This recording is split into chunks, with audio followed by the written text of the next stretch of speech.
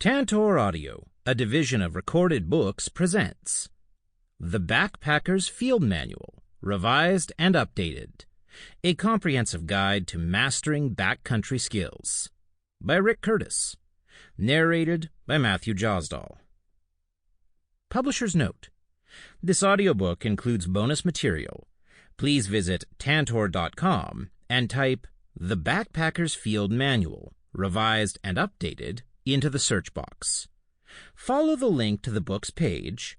Then, under the supplemental content section, please enter the access code FIELD, and then click the Unlock button to access the bonus material. The code should be entered in all lowercase letters. All figures and visual materials referenced in this audiobook can be found in the bonus material. Introduction. Back in 1996, when I was writing the first edition of the Backpacker's Field Manual, the World Wide Web was still in its infancy. Since then, the Internet has revolutionized the way we search for information and interact with one another. Backpacking and outdoor sports are no exception to this, from finding hiking trails to searching for gear reviews. Backpacking and outdoor recreation, like everything else, have become information-driven. Your knowledge base is a key part of maximizing your enjoyment, your safety, and your stewardship of the natural world. Since the first edition, backpacking itself has changed. Advances in gear design now mean that a 7-day trip no longer means a 70-pound pack.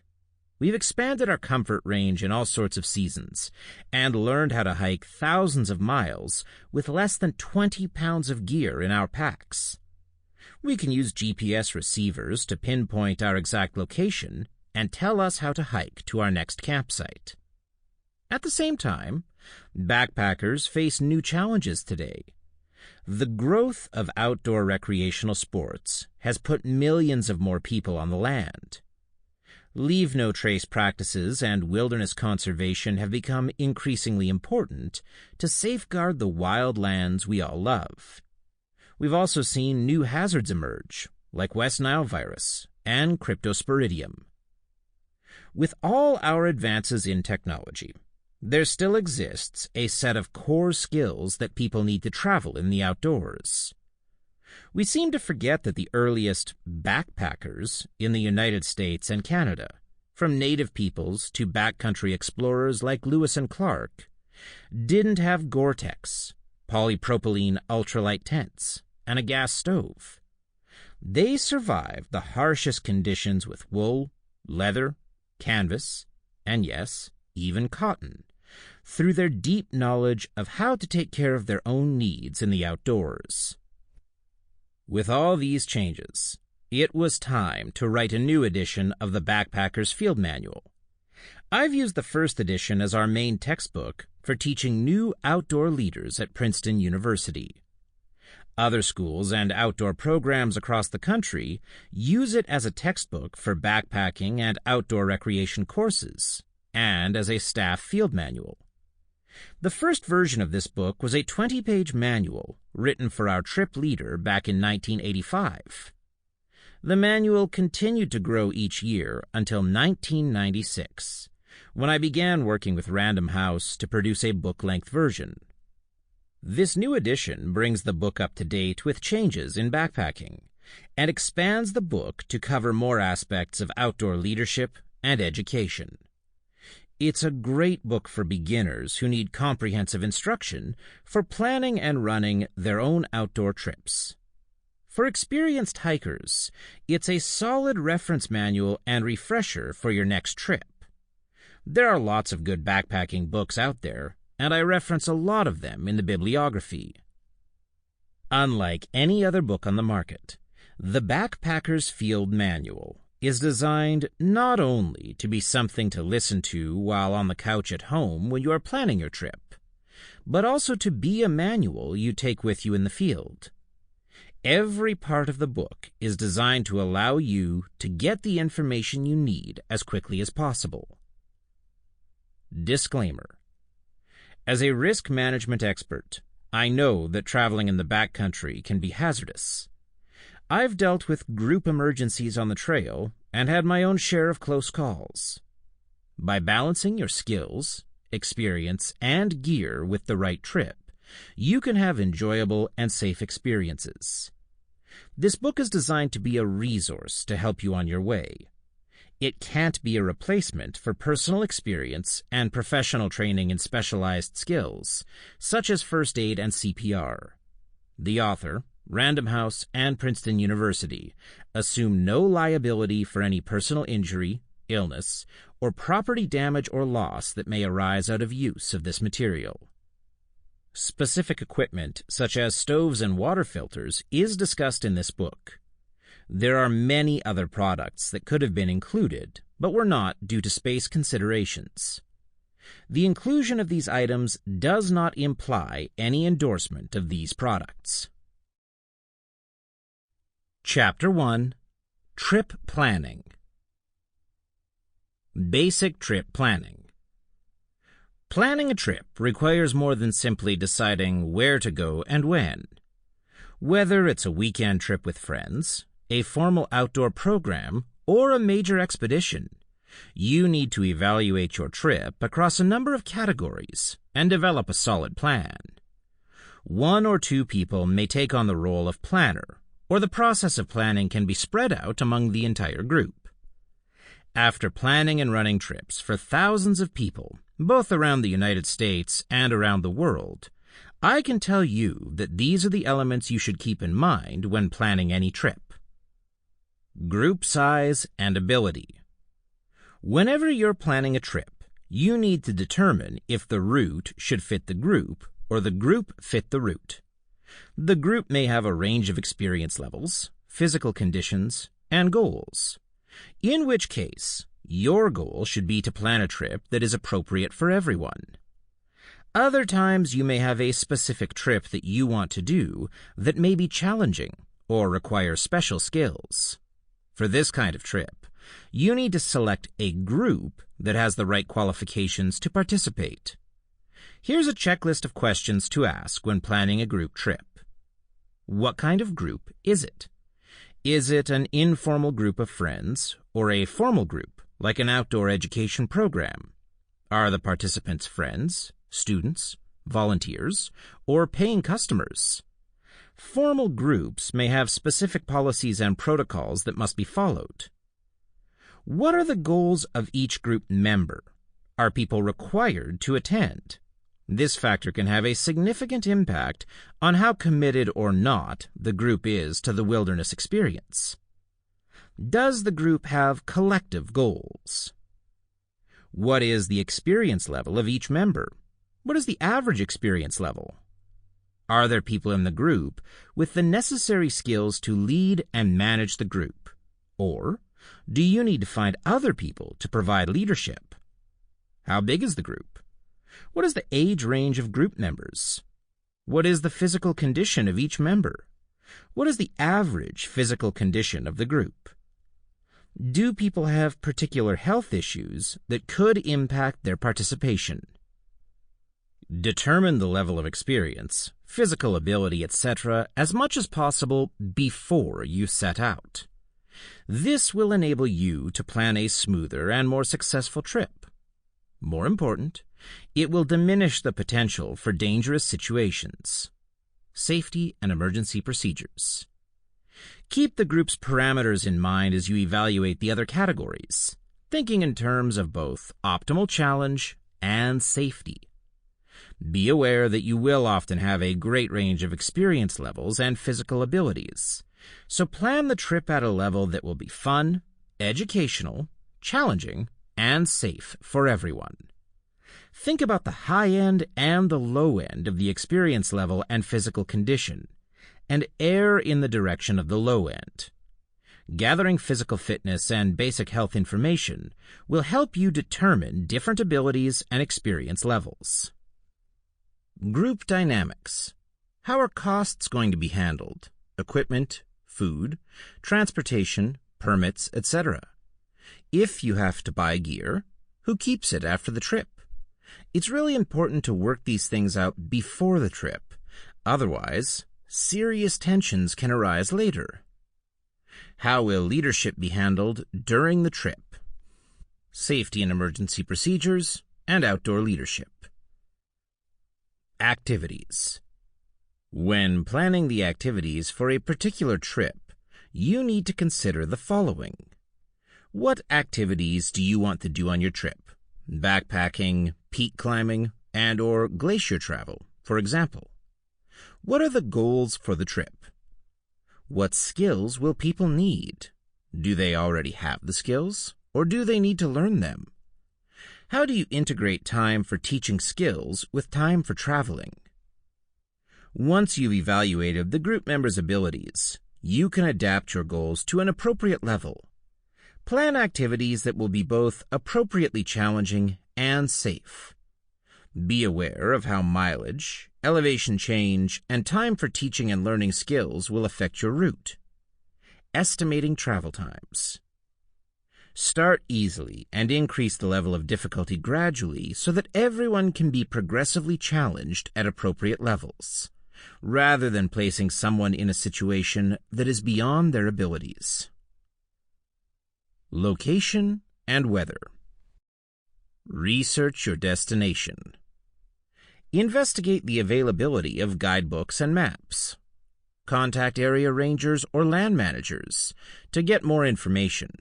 Inquire about permits required, safety issues like hunting season, and seasonal hazards like wildfires. Talk with other people who have been to the area before. If possible, check their trip logs, which may have important information not found in guidebooks. Trip planning questions. How long is the trip? Can the trip be self-supporting in terms of equipment and food, or will you need to resupply? How will you handle the resupply? Cache items ahead of time, hike out, or have someone hike in? Resupply issues. How remote is the trip from civilization and help in case of an emergency? What are the trail conditions? Are there special places you want to see? Are there places you want to avoid, like high-use areas? Are shelters available on a daily basis, or do you need to bring your own? Where is parking and trailhead access? What is the water availability and water quality on a daily basis? Are there safety issues, hunting season, off-road vehicles, etc.? Are there any special natural hazards? Flash floods in desert canyons, wildfires, etc. How accidents happen. What leave-no-trace practices will you need to implement to safeguard the environment? Regulations and permits. Each location can have its own unique set of regulations and requirements. It is important to check these out in detail before you go. Here are some of the possible issues to research. Are permits needed, and how do you obtain them? How far in advance do you need to apply for a permit? Is there a cost for the permit? Are there any special regulations about rescue? Some parks, like Denali in Alaska, may require that you pay for your own rescue. Are there limitations to group size? Where is camping allowed and not allowed? Are there any restricted areas, hazardous zones, protected areas for endangered species, and such? Are fires allowed? If fires are allowed, will wood be available, or will you need to bring a stove? Are there special regulations about leave-no-trace practices, such as disposing of human waste? Weather.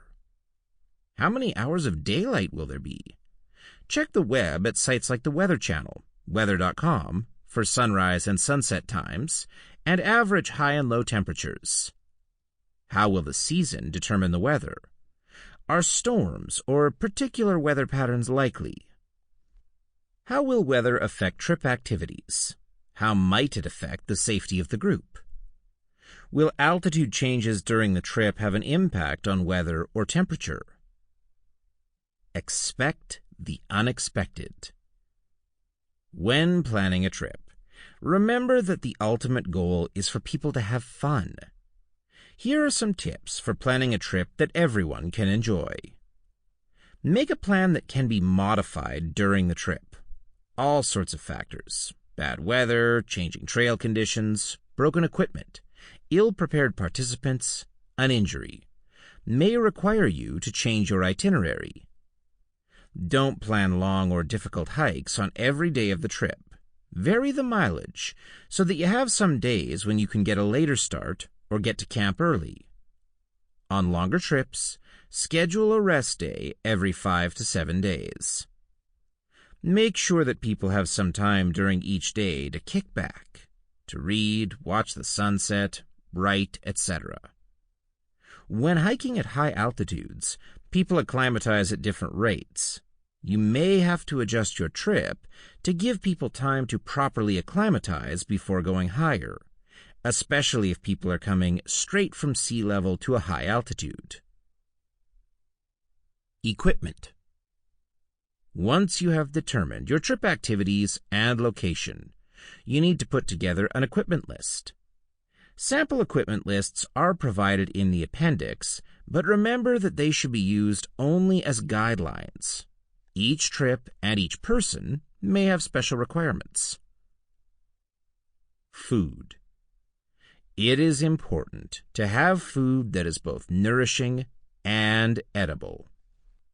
On longer trips with specialized activities, or in different climates, for example, cold weather trips, it may be necessary to plan a menu that supplies a specific number of calories per day and stresses certain food groups over others. On any trip, it is essential to be aware of special dietary requirements for each trip member, food allergies, vegetarians, and kosher eaters, and plan a menu accordingly. Check this information on the Fitness and Health Information Form for each person on the trip. For food, nutrition, and menu planning guidelines, refer to Chapter 3, Cooking and Nutrition. Costs. Before going on a group trip, talk about how costs will be distributed. This includes food, fuel, travel expenses, and first aid supplies. You'd be surprised how friendships can get strained because people did not work out the finances beforehand. Skill development. Depending on the type of group you're traveling with, people may have varying levels of experience.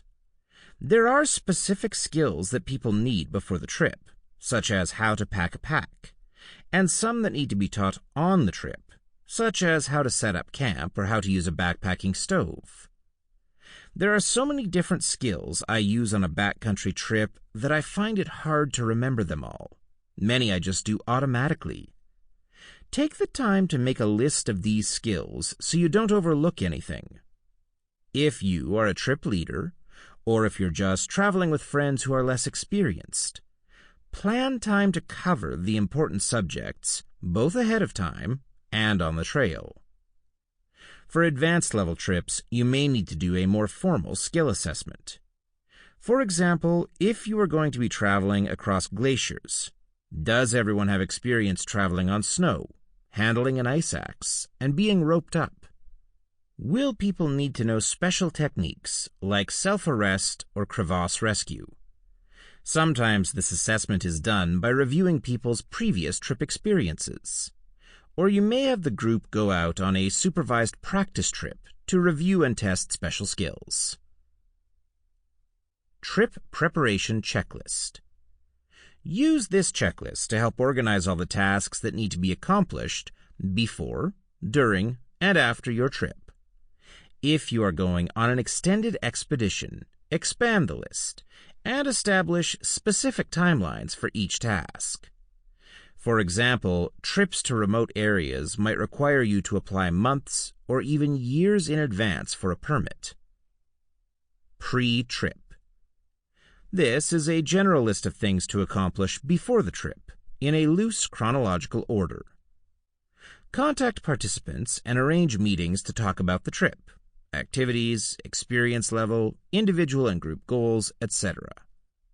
Make lists of necessary personal equipment and group equipment based on trip activities, location, and weather. Identify potential hazards, environmental, equipment, and human. Have all participants fill out a fitness and health information form. If appropriate, have people turn in a trip resume to gauge their experience. Evaluate the physical ability of each participant and develop a route appropriate for all members of the group. In planning the route, consider transportation time, hours of daylight, time needed to set up camp, teaching time, rest days needed, changes in elevation, and other factors. Make arrangements for any permits needed. Develop a menu based on personal preferences and special dietary needs. Assemble the group equipment and first aid kit. Purchase and repackage the food. Meet to distribute the group equipment and food for final packing. Put together a trip packet with cash, credit cards, vehicle keys, maps, emergency numbers, travel directions, and the like.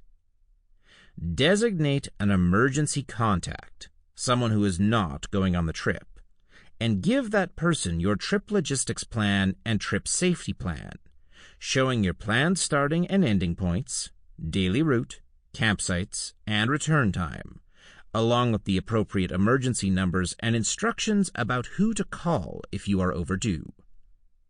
Contact area rangers for last-minute trail information. Check the weather.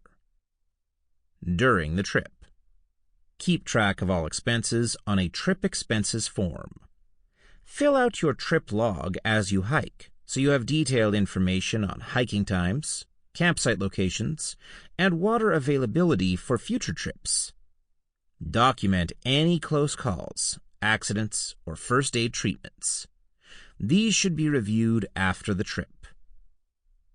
On your return, notify your emergency contact person as soon as you return, and let him or her know you have returned safely. Return any borrowed personal or group equipment. Clean all gear. Water bottles and water containers should be treated with iodine or chlorine bleach solution if they have contained potentially contaminated water. Dispose of garbage and properly dispose of human waste if you packed it out. Dispose of any medical waste properly. Settle up finances. It's good to talk about the trip afterwards and see how well it met the goals you set out as a group and each individual's goals. Are there things that you'd do differently next time? Identify and discuss any problems on the trip, including close calls or accidents.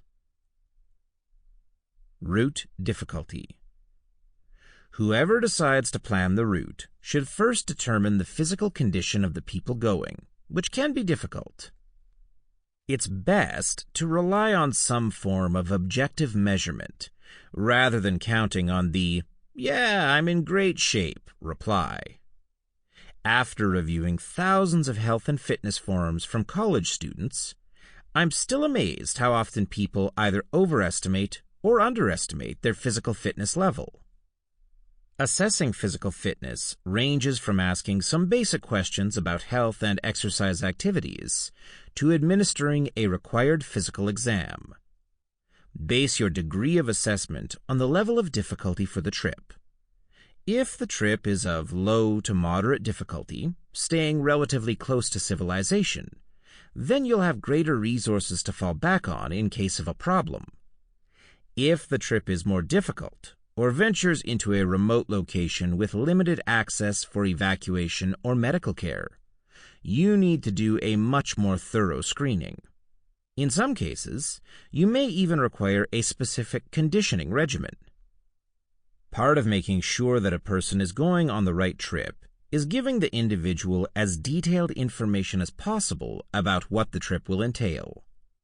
Having someone attempt a trip that is too physically demanding can lead to friction within the group, as well as real safety issues. Trip difficulty rating. Wouldn't it be great if you could look in a guidebook and find out how easy or difficult a particular hike would be? Unfortunately, there is no commonly used system for rating trail difficulty. Lots of other outdoor sports like rock climbing and whitewater paddling, have systems for rating the difficulty of a climbing pitch or a whitewater river.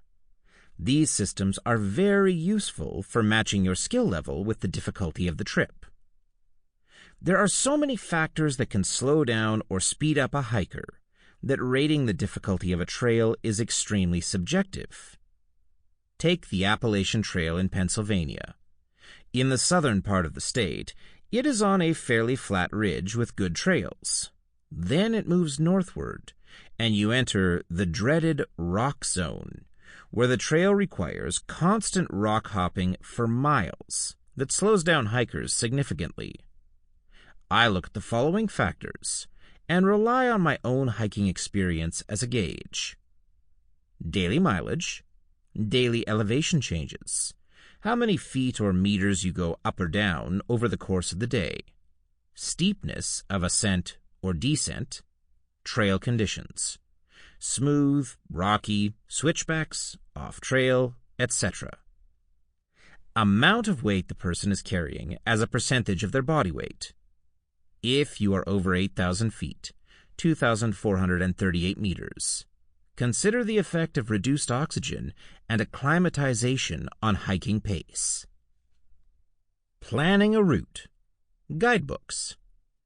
I like to start with guidebooks when planning a trip, since the maps that you would typically take on a trip are pretty specific, and buying lots of maps can get expensive. It's best to focus on the general area that you are interested in first, and a good guidebook is indispensable. Most guidebooks will give you an overview of the area and some basic maps, so you can get an idea of where to go. A good guidebook will also have specific trails and trips described in detail, with mileages, elevation changes, campsites, places to visit, etc. Since guidebooks are so regionally specific, there are lots of different publishers, and finding guidebooks outside your local area can be difficult. Whenever I travel, I make it a habit to stop at local bookstores or outdoor shops to see what local area guidebooks and maps they have. Here are a few of the larger publishers you might check out: Appalachian Mountain Club, Outdoors.org. The Globe Pequot Press, globepequot.com. Menasha Ridge Press, menasharidge.com. The Mountaineers Books, mountaineersbooks.org. Stackpole Books, stackpolebooks.com. Wilderness Press, wildernesspress.com. Once you've located a specific area, get some maps and start working out the details of your trip. Refer to estimating travel times to determine how long each day's hike will take. For each day, establish a time control plan that includes your hiking time along with other factors to calculate your total travel time for the day. During the day, monitor your time control plan. You may have to modify the trip if you're not able to keep to your planned schedule. Use the trip logistics plan to help document your route and to give your emergency contact person. As you plan your route, develop a daily evacuation plan and document it on your trip logistics plan. For each day of the trip, know in general where you would go to get help in case of an emergency. Obviously, this information will change all the time, but you should know the area well enough to find nearby roads or towns or other resources in case of a problem. Travel logistics. Where is your starting point? Where is your ending point? What type of road or other access is there to the trail? Is everyone traveling together to get to the trailhead or going separately? Is this a loop route or an in-and-out route back to your original starting point, A to A, or a one-way route, A to B? If A to B, do you need to get back to A to get to your car? Can you do your own shuttle, or do you need to be picked up at B? Are there taxis or public transportation available? Once you are out on your trip, keep an accurate daily trip log about where you went, what you saw, how long it took, and so on. This will be a great help in planning your next trip. Sample complete. Ready to continue?